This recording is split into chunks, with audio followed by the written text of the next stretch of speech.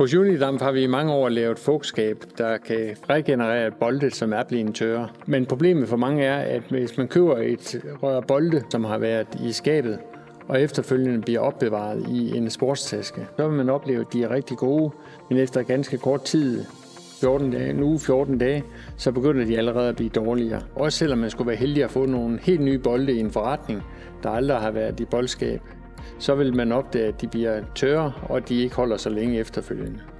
Derfor har vi udviklet Unitube, som er en enhed, hvor man kan opbevare boldene efterfølgende, når man har taget dem ud af fugtskabet.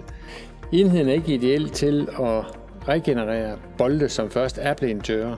Der er fugtskabet langt bedre. Men når man tager boldene fra fugtskabet, så kan man med fordel komme dem heri. Her vil man kunne bevare fugtigheden, og i første omgang vil den holde i op til 3 måneder. Derefter skal man bare fylde vand på igen, og så vil den kunne holde evigt. Enheden består af et ydre rør, som er den, man bruger til at lægge sit nyindkøbte rør med badmintonbolde i. Indeni er der et par ting, man skal bruge.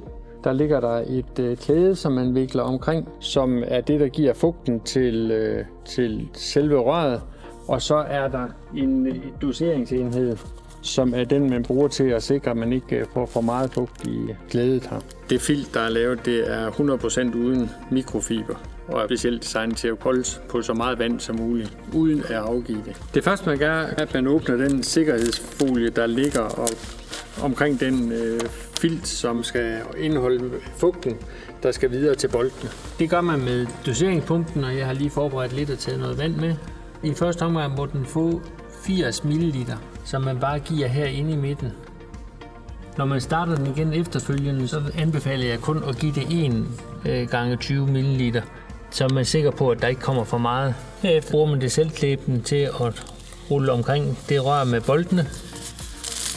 Og herefter placeres boldene i det ydre rør.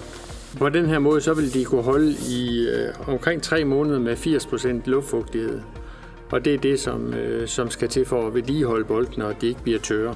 Og det er også sådan, at hvis det er sådan, at enheden får stød, at man kommer til at skubbe det i tasken, eller den rammer hårdt, så vil der aldrig komme vand ud, og det vil aldrig komme direkte i forbindelse mellem vand og bold.